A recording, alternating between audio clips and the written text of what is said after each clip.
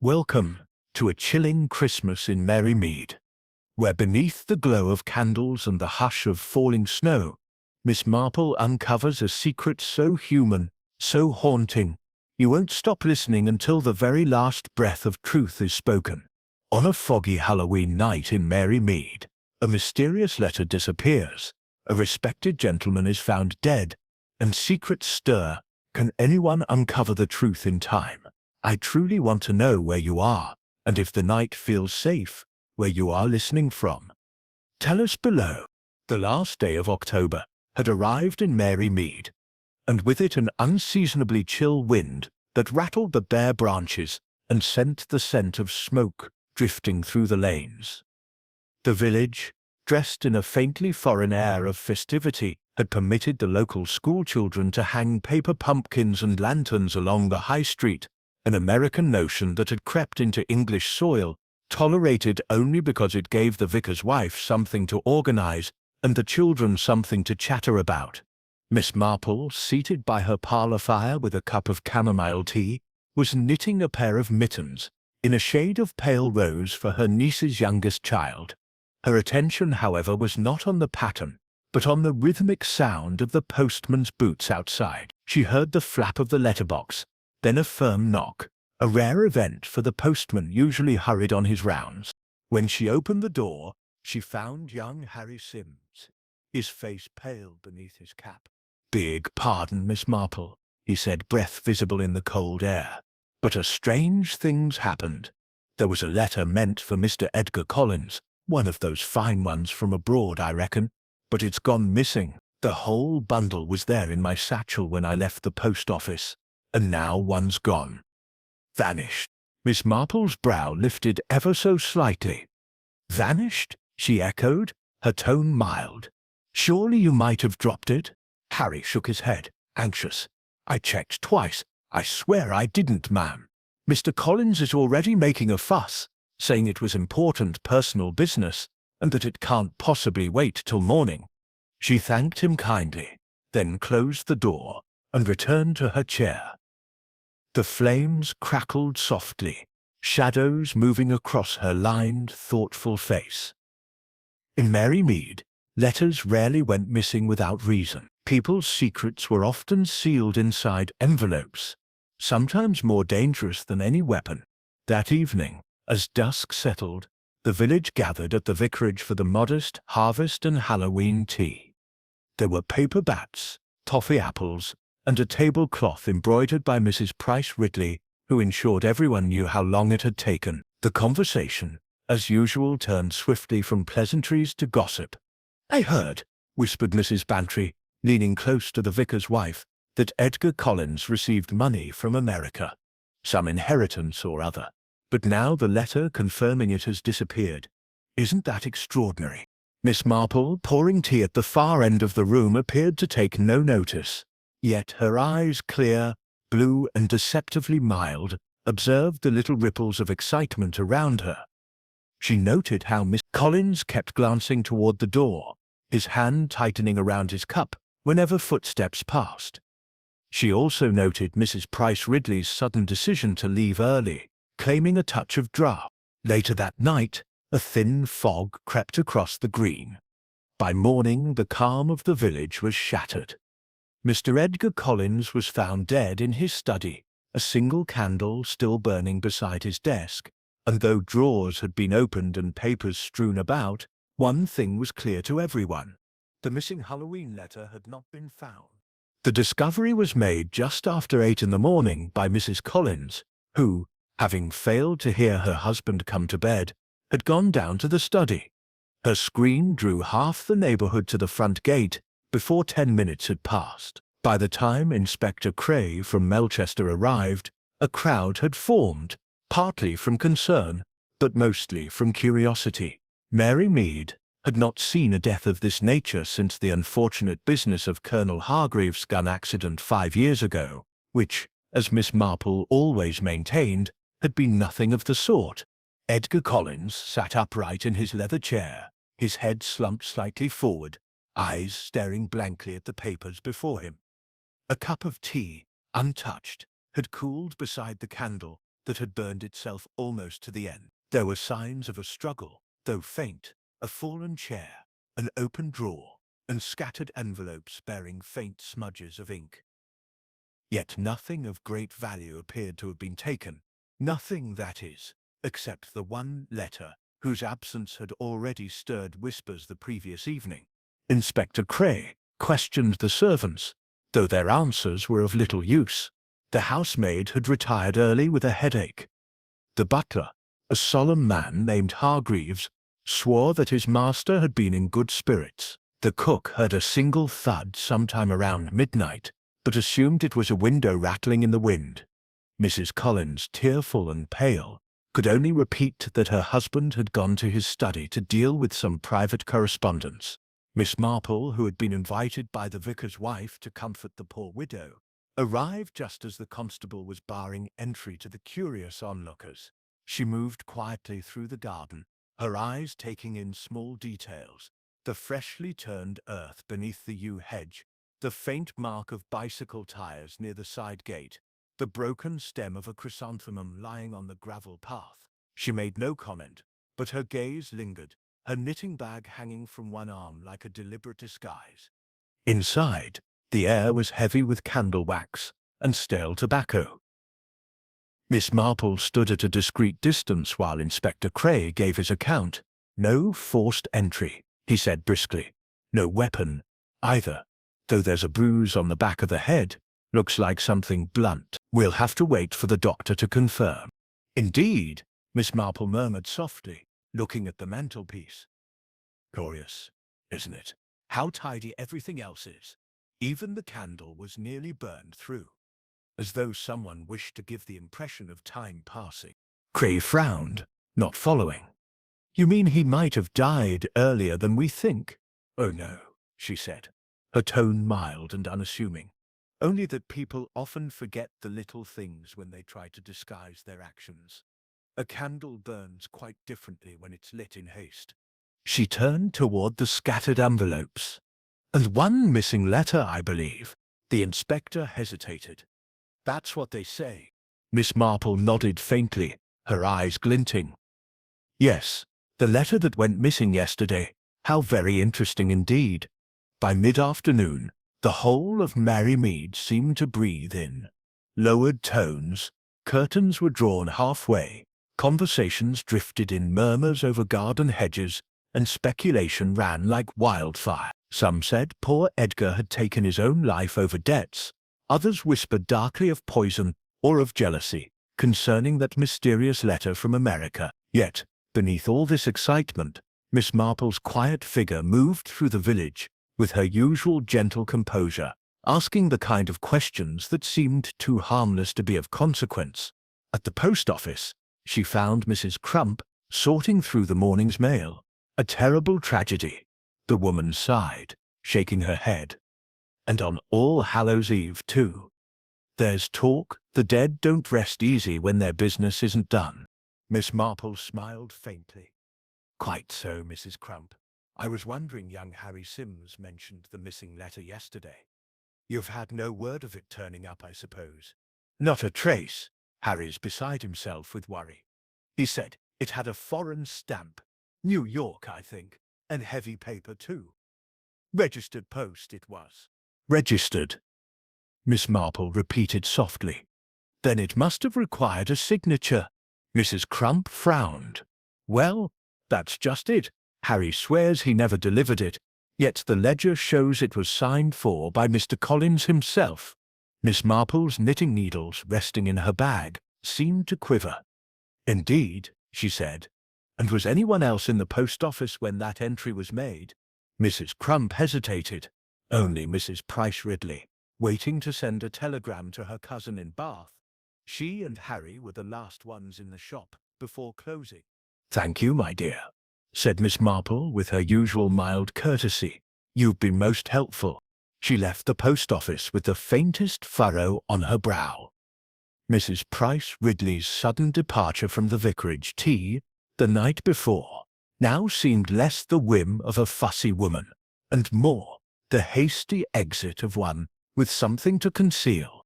As evening fell, Miss Marple walked to the crèche, where Inspector Cray had taken temporary canber. He greeted her with polite impatience. His expression suggested that amateur insights were the last thing he needed. "We've sent the letter ledger to Melchester," he informed her curtly, "for handwriting comparison." Miss Marple inclined her head. "A very sound idea, though I dare say the forgery will be quite neat. One must remember, Inspector, that deceit is often dressed in very respectable handwriting." Cray gave her a weary look. "If you've something concrete, Miss Marple—" "Only an impression," she said gently, "that Mr. Collins may not have been the only person expecting a letter from America. You see, greed and secrecy are such familiar bedfellows, especially when one concerns oneself too much with other people's business, postal or otherwise." Before he could reply, a constable entered, holding a small folded paper. "Found this, sir, behind the fireplace in Mr. Collins's study." Cray unfolded it and frowned. It was the torn corner of an envelope, singed by heat, bearing a smudge of wax, and the faint, distinct letters. Miss Marple's eyes brightened with quiet understanding. "Ah," she murmured, "so the letter did arrive after all." Inspector Cray turned the fragment over in his hand. His brow furrowed. "Burned," he muttered. "Looks like someone tried to destroy it."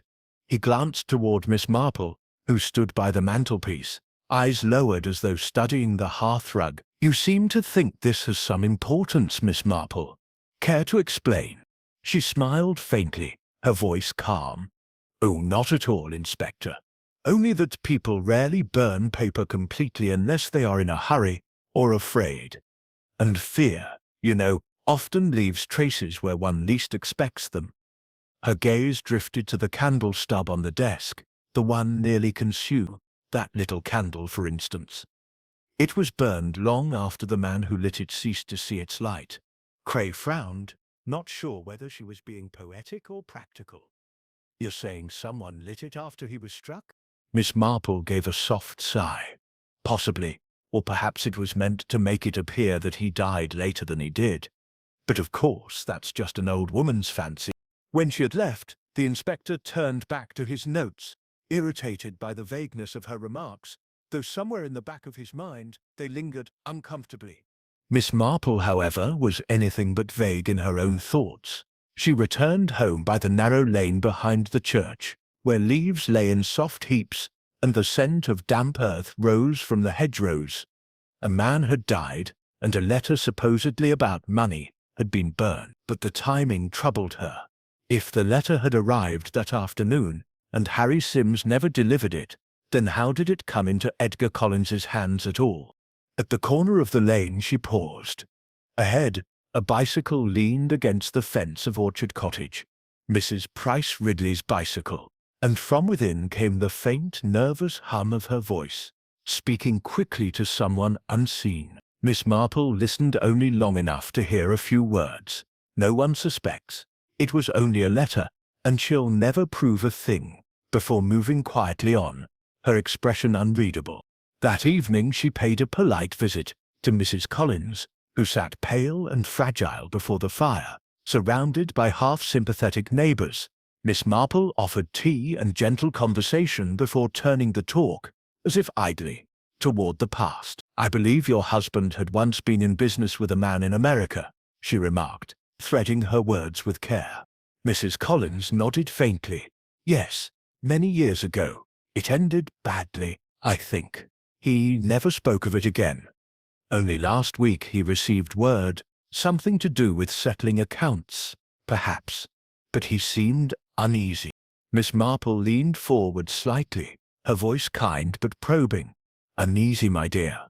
In what way?" Mrs. Collins hesitated, her eyes filling. "He said he feared someone here might find out."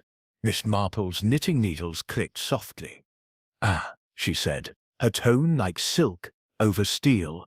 "Then I think we must find out who already has." The next morning dawned grey and heavy, as though the village itself carried the weight of uneasy conscience. A fine drizzle drifted over the rooftops, softening the outlines of the cottages and making the cobblestones glisten. At precisely 9:30, Miss Marple appeared at the grocer's, her shopping basket in hand, and her manner entirely ordinary. Yet beneath her calm exterior, her thoughts moved with deliberate precision. She had spent a restless night recalling Mrs. Price Ridley's anxious voice and Mrs. Collins's trembling confession. The two women were connected, of that she was certain, but how, and through whom, remained the question. She greeted the shopkeeper cheerfully, then allowed herself to linger near the counter as a familiar pair of figures entered. Mrs. Price Ridley and Mrs. Bantry, locked in what could only be described as competitive gossip. "My dear," Mrs. Bantry declared, lowering her voice only slightly, "it's all too dreadful. Poor Edgar, though some say he was not quite the gentleman he pretended to be." Mrs. Price Ridley's face twitched. "Oh, I shouldn't listen to hearsay, Mrs. Bantry. The man's gone, and decency demands restraint." Miss Marple's knitting bag rested lightly against her arm as she pretended to study the price of sugar. Her keen eyes did not miss the faint flush rising on Mrs. Price Ridley's cheeks, nor the way her gloved hand fidgeted with the clasp of her handbag. Later, at home, Miss Marple sat by the fire, turning her observations over as she might sort the pattern of a lace shawl. A lie, she reflected, was rather like a dropped stitch. It distorted everything around it. Miss Price Ridley's sudden moral tone, her hasty departure from the vicarage, and that whispered conversation in her cottage, all formed part of such a pattern. But where did the thread begin? A knock interrupted her thoughts. It was young Harry Sims, his cap soaked with rain. "Beg pardon, Miss Marple," he said, eyes wide, "but Inspector Cray has sent me to fetch you if you wouldn't mind coming to the Collins house. They've found something else." Within 20 minutes she stood once more in Edgar Collins's dim study. The smell of smoke lingered faintly, though the air was colder now, emptier. Inspector Cray pointed to the hearth. "The maid was cleaning out the ashes," he said, "and found this tucked in the corner." He handed her a small metal object, half melted, blackened, but unmistakable. "A signet ring," Miss Marple murmured, brushing soot from the crest. "Not Mr. Collins's, I think?" "No," Cray said grimly. "Mrs. Price Ridley identified it. Says it belonged to her late husband." Miss Marple's eyes glinted, though her voice remained soft. "How extraordinary! I wonder how it found its way into another man's fireplace." Cray frowned. "You think she was here?"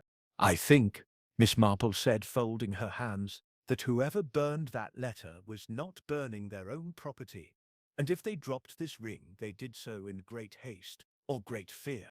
Inspector Cray paced before the fireplace, the faint smell of ash still lingering as he examined the charred hearth where the ring had been found.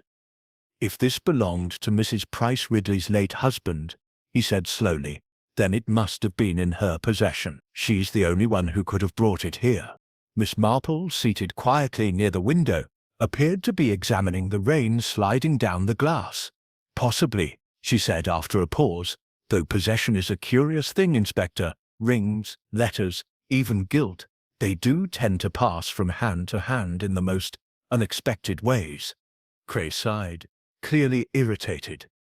"You speak in riddles, Miss Marple." "Not riddles, my dear Inspector. Patterns." Her eyes met his kindly, but with the firmness of one long accustomed to seeing through human pretense. "I think you'll find this ring was not meant to be here at all. Someone wanted us to find it." Cray stared at her. "Planted?" "Exactly so. And it tells us two things. That the person who left it wanted Mrs. Price Ridley suspected, and that they were confident she would not deny its ownership."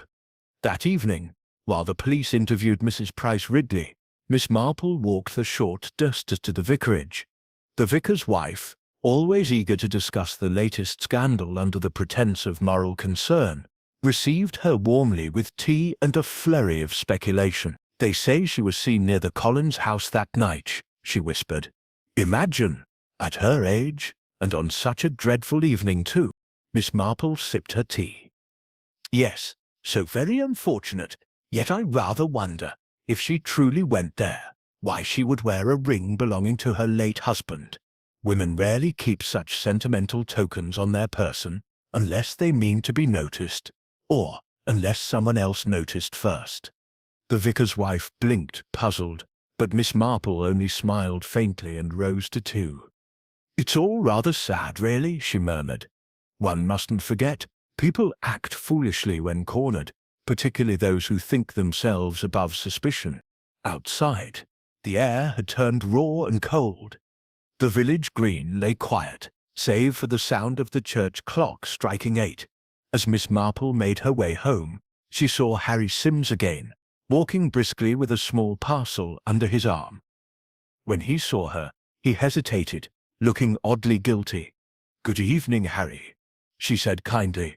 "Running errands at this hour?" Just taking something to the constable, ma'am," he stammered. Her eyes softened, but her tone sharpened slightly. "Ah, the constable.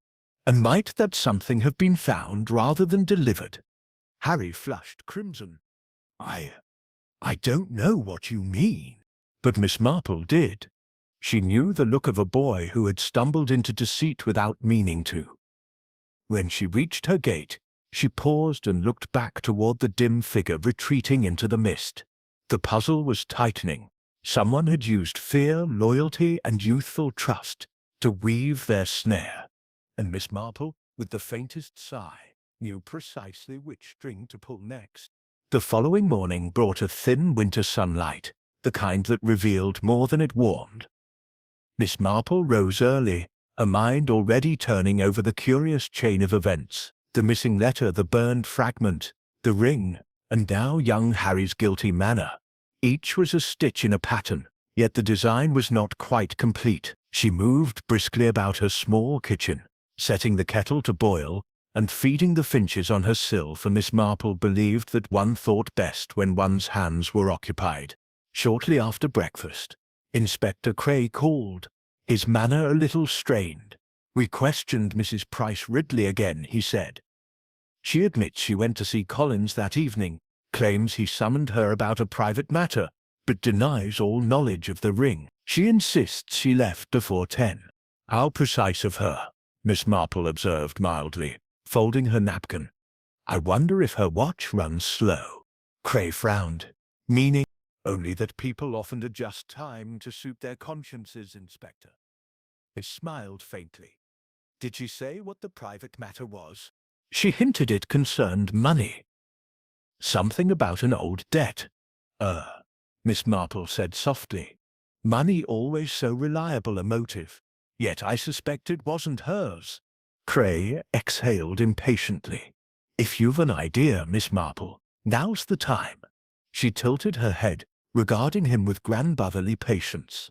"I think, Inspector, you might do well to ask young Harry whether anyone offered him something to forget about the missing letter. A boy's conscience is often stronger than his discretion." Later that afternoon, Cray sent for Harry, who arrived pale and trembling. At first he denied everything, but under the inspector's steady gaze and Miss Marple's quiet, pitying eyes, he broke down. "I didn't mean to, ma'am," he stammered. "She said it was only to save embarrassment, gave me £2 to say the letter never came." "She?" Cray pressed sharply. Harry nodded miserably. "Mrs. Collins said her husband was in terrible trouble and that she'd fetched the letter herself before anyone noticed." A silence fell, heavy and electric.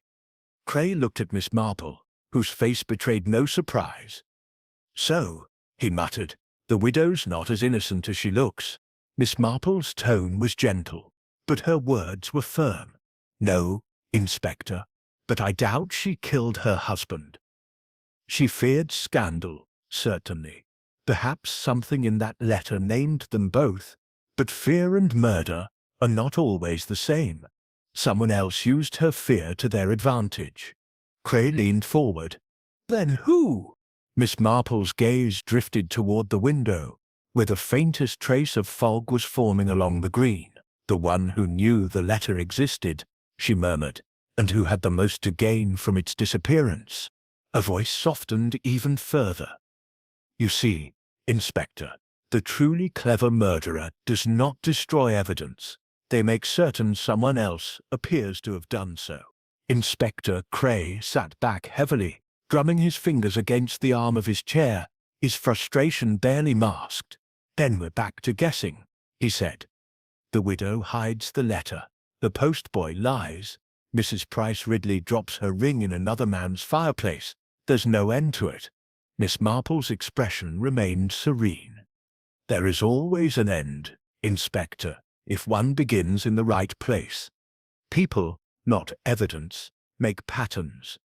Letters, rings, and bribes are merely their reflections." She rose, smoothing her shawl. "May I look at the study once more? Memory improves with fresh air."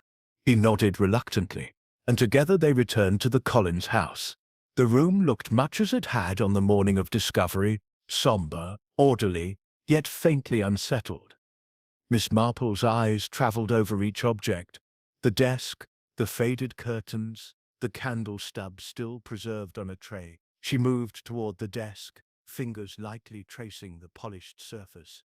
"Strange," she murmured. "There are 2 candle holders, yet only one was used. That one was moved closer to the desk, perhaps to give more light for reading, or for burning." Her eyes rested on the empty space beside it, and the other candle, untouched. "That, Inspector, tells us something rather vital." Cray raised an eyebrow. "That the man didn't need both." "That the man didn't light either," she corrected gently. "Mr. Collins wore spectacles, did he not?" "Yes. Found them broken, near the chair." "Then he would have needed more light to read, especially such a letter. Only someone unfamiliar with his habits would light a single candle and forget the other." Cray blinked. "You mean someone else burned the letter?" Miss Marple gave a small nod. "Someone who came afterward, pretending he or she was still alive. You see, the candle was lit too late. It had been meant to deceive us about the hour of death." For a long moment, the inspector said nothing. Then his eyes narrowed. "So the murderer returned. But why risk it?" Miss Marple looked toward the window, where the faint outline of the post office roof was just visible beyond the garden trees. "Because the letter held proof, perhaps of a swindle, perhaps of blackmail. And such documents do have a habit of being awkward thing." Just then, Hargreaves, the butler, entered the room carrying a tray. His usually impassive face twitched slightly when he saw Miss Marple standing near the desk. "Beg pardon, sir," he said to Cray, setting the tray down. Miss Marple watched him keenly, her voice mild. "You've been with the family long, haven't you, Hargreaves?" 23 years, ma'am." "And most loyal, I'm sure. It must have been quite a shock, losing your employer." He hesitated. "Yes, ma'am. A shock indeed." Her eyes softened, though her tone grew thoughtful. "Curious, though, how tragedy alters everything, even loyalty, sometimes, when old wrongs are written in new ink." For the first time, Hargreaves faltered, his composure slipping like a crack in fine china. Miss Marple noticed, and silently, she knew the pattern was beginning to reveal its true shape. Hargreaves recovered himself quickly, bowing slightly before retreating to the doorway, but not before Miss Marple's sharp eyes caught the tremor in his hands. It was a fleeting thing, but in her long experience, small tremors often signaled the collapse of great deceits. As the butler left, Inspector Cray frowned after him, suspicion flickering briefly in his gaze. "You think he's involved?" Cray said, almost reluctantly, as though voicing the thought gave it weight he didn't wish to grasp. Miss Marple didn't answer at once. She had crossed to the hearth again, studying the faint soot stains that the constable's cleaning had missed. The smell of burnt paper was long gone, yet in imagination she could almost see it, a letter touched by flame, the ink curling, the truth dissolving into ash. "I think," she said softly, "that he knows far more than he has chosen to say. And I think Mr. Collins' death is not the work of hatred or passion, but of desperation. Someone trapped by something written, and someone clever enough to use another's fear as cover." Inspector Cray folded his arms. You mean Mrs. Collins? No, Miss Marple said calmly. I mean someone who knew what that letter contained long before it ever arrived. She turned, her expression as mild as ever. Do you recall, Inspector, the small detail that first began this business, the missing letter that young Harry never delivered? Cray nodded, impatient. Yes, but we know now Mrs. Collins bribed him to hide it. Miss Marple smiled faintly. Indeed, and yet, how curious that Harry would have had the opportunity to be bribed at all. The letter never reached the house because someone had already tampered with the post before it could. The bribe came later, when Mrs. Collins realized her husband was expecting it and feared its contents. No, Inspector, that letter was intercepted earlier by someone with access. Cray's eyes widened slightly. Hargreaves. He often fetched Mr. Collins's correspondence from the post when the boy was delayed. Precisely. A trustworthy servant, invisible to suspicion. He need only open the envelope, read it, and decide how best to use it. I dare say he found its contents most enlightening. Cray scowled. But what could a butler gain from killing his employer? Miss Marple's expression grew pensive. That depends on what the letter said. You see, Mr. Collins's dealings in America were not merely business. His partner there, one Mr. Charles Redding, was convicted for fraudulent investments some years ago. It's quite likely that Miss Collins escaped prosecution by placing the blame elsewhere. If that letter announced a reopening of the matter, or a confession from Redding clearing his own name, it would have been ruinous. The inspector's jaw tightened, and Hargreaves might have known of it. Oh, more than known, Miss Marple said gently. He may have had a personal stake. I remember Hargreaves before he came here. His brother worked for the same firm in London. Dismissed in disgrace at the time of the scandal, a loyal servant might forgive much, Inspector, but not the ruin of family. Cray stared at her, comprehension dawning slowly. So he intercepted the letter, read it, confronted Collins, and Miss Marple shook her head slightly. Not confronted. Hargreaves is far too careful for that. No, I think he planned to destroy the letter first, to prevent its being read at all. Perhaps he came upon Collins reading it unexpectedly.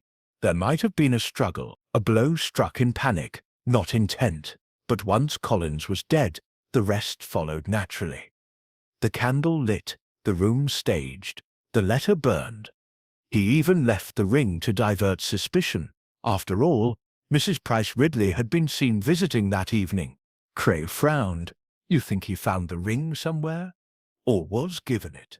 Miss Marple said softly. People often exchange small confidences in a household. A trusted butler might be given an old token by a lonely widow, never suspecting he'd use it as a shield one day. And what better scapegoat than a gossiping neighbor?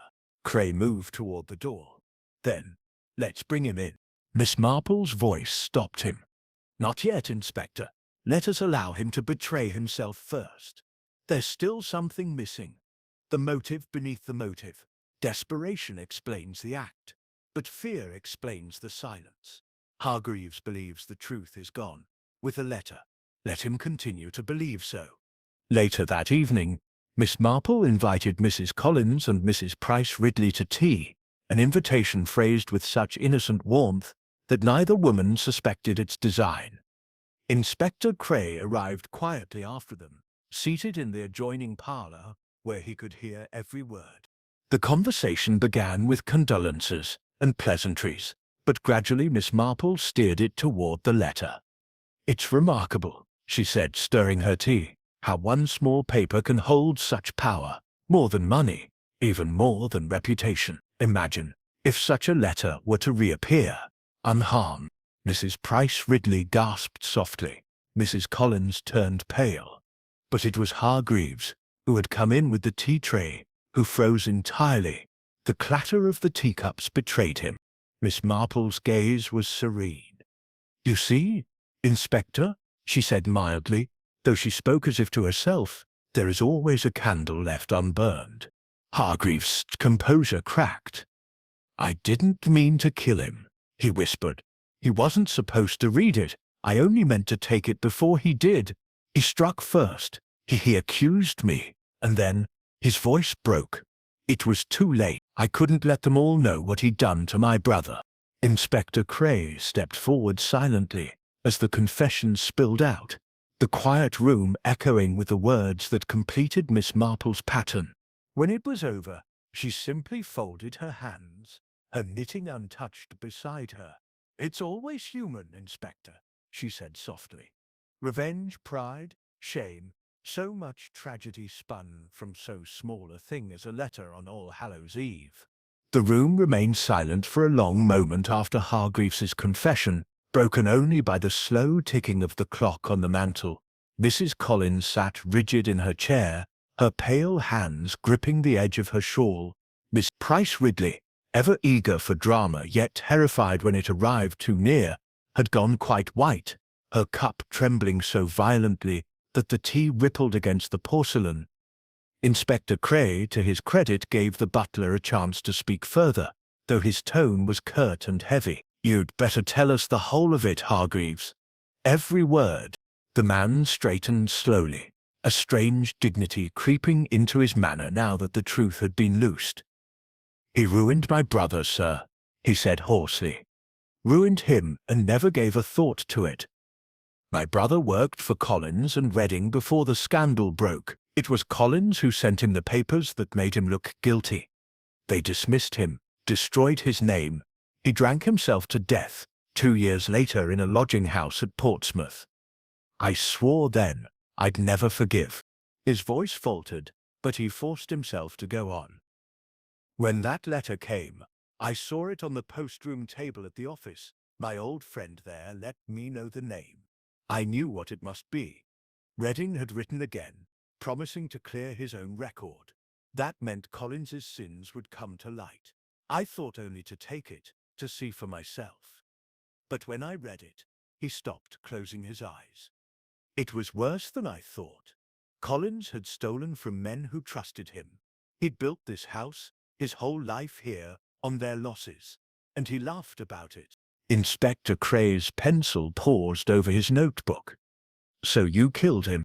Hargreaves shook his head fiercely. "No, I swear I didn't mean to. I went that night to return the letter, to tell him I'd seen it. I'd thought perhaps he'd feel shame or fear enough to make amends.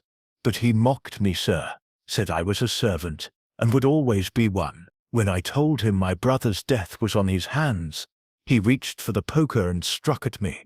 I tried to push him off, and he fell, hit his head against the desk corner. It was over in a moment. His breath came unsteadily. I didn't know what to do. I thought of calling for help, but then I saw the letter on the floor. If it was found, his crimes would be known, but so would my part in it. They'd never believe it was an accident." Miss Marple listened quietly, her face calm, though her blue eyes held deep sadness. "And so you staged it," she said softly. "The candle, the scattered papers, the ring in the grate, all to turn suspicion toward others." "Yes," he whispered. "I burned the letter, thinking it best gone forever. I moved the candle to make it seem later than it was. Then I remembered Mrs. Price Ridley's visit earlier that day and left the ring. She'd shown it to me once, said she kept it always for luck. I thought it might confuse things." Mrs. Price Ridley gasped in outrage, but Miss Marple merely inclined her head slightly. "You were clever, Hargreaves," she said kindly, "but not quite clever enough. You see, guilt has a way of showing itself in small, untidy corners, just as soot lingers in a cleaned hearth, or fear trembles in the hand that carries tea." The man bowed his head. "I suppose I knew I couldn't keep it hidden forever, ma'am." "Not from you." Inspector Cray gestured for the constable waiting at the doorway. "Take him." As Hargreaves was led away, Miss Marple remained seated, her expression thoughtful rather than triumphant. When the door closed behind them, the room seemed smaller, the air heavier with what had been revealed.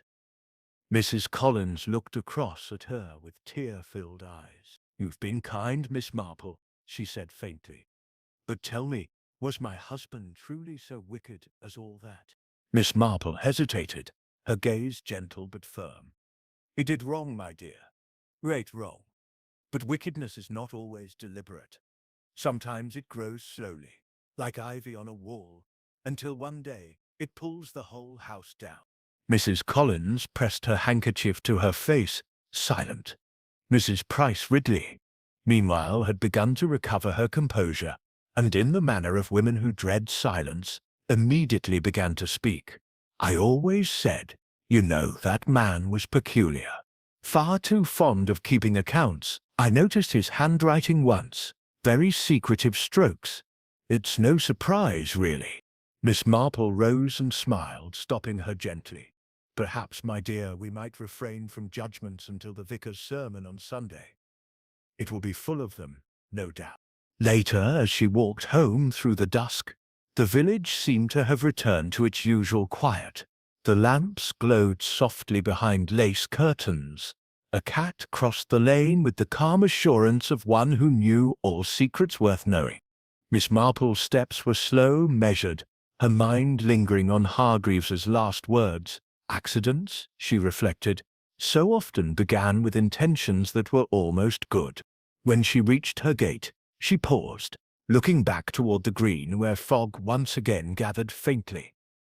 The church bell struck 7, and the sound drifted through the chill air, solemn and steady. Somewhere behind her, a door closed softly, and she thought of all the doors that had opened and shut on deceit, love, guilt, and forgiveness in her long life.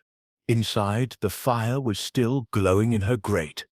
She settled into a chair, drew her knitting from its basket, and smiled faintly to herself. "It's always the same," she murmured. "Human nature never changes. It only alters its address." And as the clock ticked steadily on, the village of Mary Mead once again slipped into peaceful silence, unaware, or perhaps unwilling to remember, that behind every closed door lay a story not so very different from the last. The following morning broke still and pale, with a thin frost lying like lace over the hedgerows.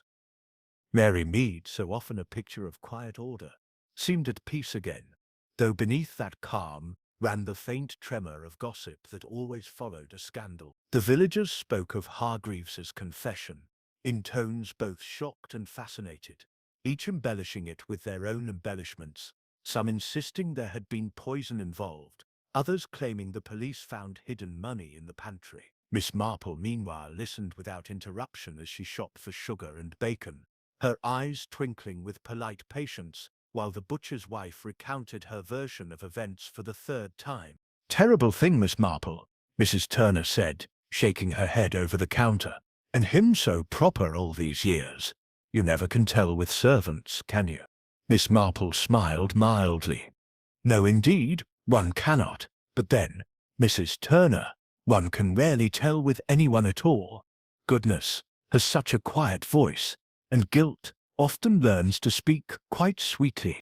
Mrs. Turner frowned in confusion, uncertain whether she had been agreed with or gently corrected, but Miss Marple's tone was too kind to challenge. She paid for her groceries and stepped out into the cold sunlight, her thoughts still busy, though her face betrayed nothing. It was not satisfaction she felt now that the case was closed, rather a kind of wistful melancholy. She had seen too many tragedies begin in the small corners of ordinary lives, where resentment brewed slowly and quietly, until one act of folly turned it to violence. Hargreaves's face haunted her, the look of a man crushed by years of silent bitterness, made monstrous, not by nature, but by long injustice. And yet, she thought, it was not only Hargreaves who had sinned. Edgar Collins, too, had built his fortune upon deceit, just as his wife had built her peace upon ignorance. As she reached her cottage, she found a figure waiting at her gate. It was Inspector Cray, his hat pulled low against the wind, his manner brisk, but not unkind. "I thought I'd find you here," he said, falling into step beside her, as she opened the gate. I wanted to thank you, Miss Marple. Without your observations, we might never have reached the truth. She led him into her small parlour, the fire already glowing warmly in the grate. Tea first, Inspector, she said cheerfully, and gratitude afterward. Both go down better that way. He smiled faintly, accepting the cup she poured for him. You know, he said after a moment, I've handled cases in London, some of them far grander than this, but none so complicated. It's strange how one small thing, a missing letter, can unravel an entire life. Miss Marple nodded thoughtfully. It's always the small things, Inspector. Big crimes are merely the final chapters of much quieter stories. People think wickedness bursts forth suddenly, like a thunderclap, but it seldom does. It grows from neglect, from pride, from a failure to think kindly when one might have done. In that sense, it's quite as domestic as a teapot. He chuckled softly. I suppose that's why you see what the rest of us miss? Oh, not at all, she said with a self-deprecating smile. I merely pay attention. One learns so much from village life, if one listens. The way people borrow sugar, the tone they use when speaking of their neighbors, the little lies they tell themselves to feel respectable. It's the same everywhere, only the scenery changes. Gray set his cup down, his eyes thoughtful. You know, Miss Marple, you'd have made quite the detective in your day. She smiled. My day hasn't quite ended, Inspector. Only changed its tempo. For a time they sat in companionable silence, the soft ticking of the clock marking the rhythm of the morning. Then Cray leaned forward, his expression more serious. There's one thing that puzzles me still. Hargreaves burned the letter, yes, but the ashes we found didn't amount to a full page. Do you suppose he destroyed it completely? Miss Marple's knitting paused mid-stitch. No, she said slowly. I'd rather think not. He was clever, but fear makes people hasty. It's quite possible that a corner escaped the fire. Perhaps one day, someone will find it tucked between the hearthstones, or behind the wainscot. But by then, it won't matter. The truth has already done its work. Cray nodded, satisfied. He rose to leave, offering his hand. Well, Miss Marple, if ever you tire of Mary Mead, the Melchester Constabulary could use a mind like yours. She laughed softly, the sound as gentle as the rustle of her knitting. Oh no, Inspector, I'm afraid I'm far too fond of my roses and my gossip. After he departed, Miss Marple sat for a long while by the fire, her knitting forgotten in her lap. The house was quiet, save for the faint chirping of birds outside and the crackle of the hearth.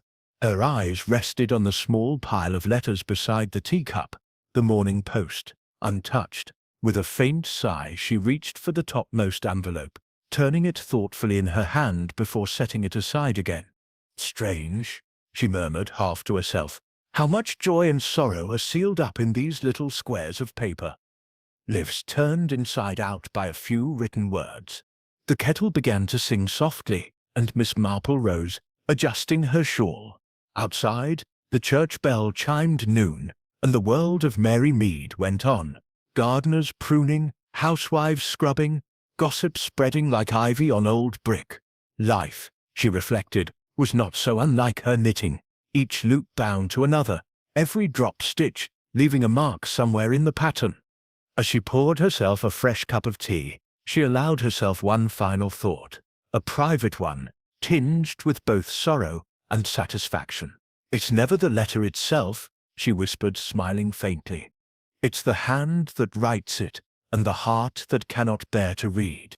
Then, as the afternoon light softened through the lace curtains, Miss Marple returned to her chair, her needles clicking softly once more, as if the quiet rhythm of ordinary life had resumed its rightful place. That evening, as twilight descended once more upon Mary Mead, the village seemed to exhale a long, quiet sigh. The fog returned, curling around the hedgerows and drifting lazily across the green. Lamps glowed faintly behind curtains, their light catching on the sheen of the damp cobbles, and the faint scent of wood smoke hung in the air. In Miss Marple's cottage, the fire burned steadily, casting soft flickers upon the wallpaper and the silver-framed photographs of nieces, nephews, and long-forgotten garden parties. She sat in her chair, knitting needles clicking rhythmically, yet her mind was far away, retracing each thread of the case that had so unsettled the peace of her little village. Though the matter was officially closed, there remained in her mind a lingering unease, an untidy corner in an otherwise completed pattern. She had learned long ago that true endings were rarely as final as they appear. People moved on, yes, but their hearts often carried unfinished business, and human nature, she knew, had a way of repeating itself in the most curious form. A knock at the door interrupted her thoughts. When she opened it, she found young Harry Sims standing there, cap in hand, looking more nervous than ever. Evening, Miss Marple," he said softly. I just came to say thank you. The inspector said you told him I wasn't to blame. I don't know how I'd have managed if they'd thought I was mixed up in murder." Miss Marple's expression softened. "You were foolish, Harry, not wicked," she said gently. "A small lie can grow very large when fear waters it. But you did the right thing in the end. That's what matters." He nodded, relief mingled with shame. "Yes, ma'am, I remember that." She smiled faintly. "See that you do, and remember too that honesty, like letters, should be delivered promptly. Late truth seldom arrives safely." Harry blinked, uncertain if she was joking, but nodded again before hurrying off into the mist. Miss Marple closed the door and returned to her chair, a faint smile touching her lips. She always had a soft spot for the young. They erred from ignorance, not malice. It was the older ones, those who cloaked pride or guilt behind good manners, that required more careful study. The clock chimed softly as she picked up her knitting again, but scarcely had she made 2 stitches when another knock sounded.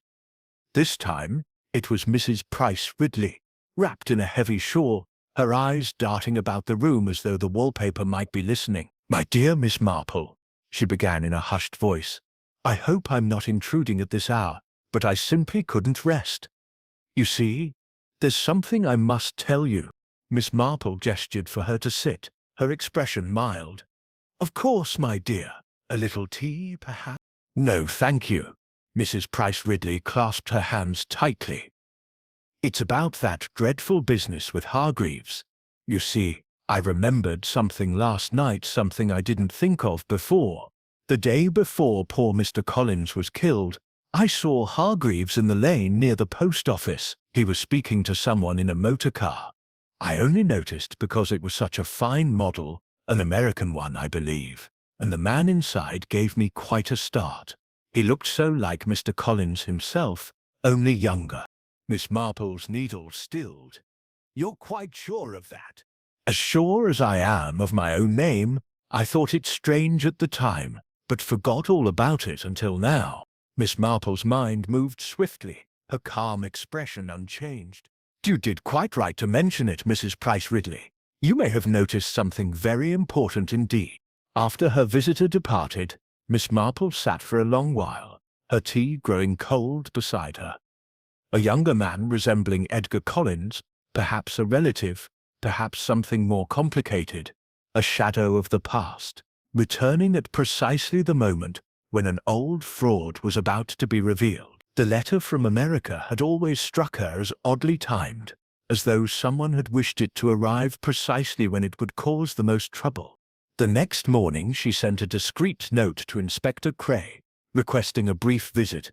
By afternoon he was seated once again in her parlor, listening with his habitual mixture of curiosity and respect, as she explained what she had learned.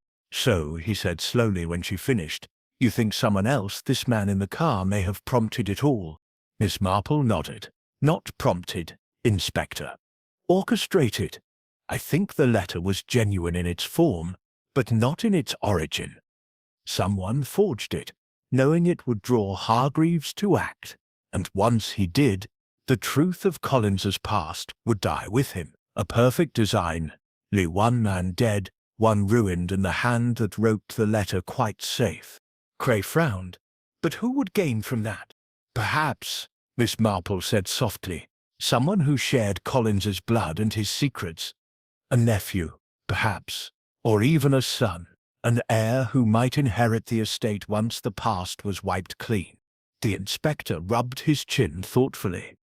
You think that man's still in England? She gave a small smile. No, Inspector. He is far too clever for that. By now he's halfway across the Atlantic, congratulating himself on how neatly he tied his bow. But cleverness is rarely content to stay hidden forever. Sooner or later, such men write another letter. Cray looked at her for a long moment, then shook his head with a rueful smile. You never rest, do you? Oh, quite the contrary, Miss Marple said with a twinkle in her eye, setting down her teacup. I rest very well indeed, especially when I know there's one more truth yet to come. And as the evening shadows deepened once more across Mary Mead, she turned to her knitting again. The steady click of her needles the only sound in the quiet room. The mystery of the Halloween letter had for now found its answer. But in Miss Marple's calm, knowing gaze, one could almost sense the faint stir of another story waiting to be told. Somewhere beneath the surface of ordinary life, just as human and just as inevitable.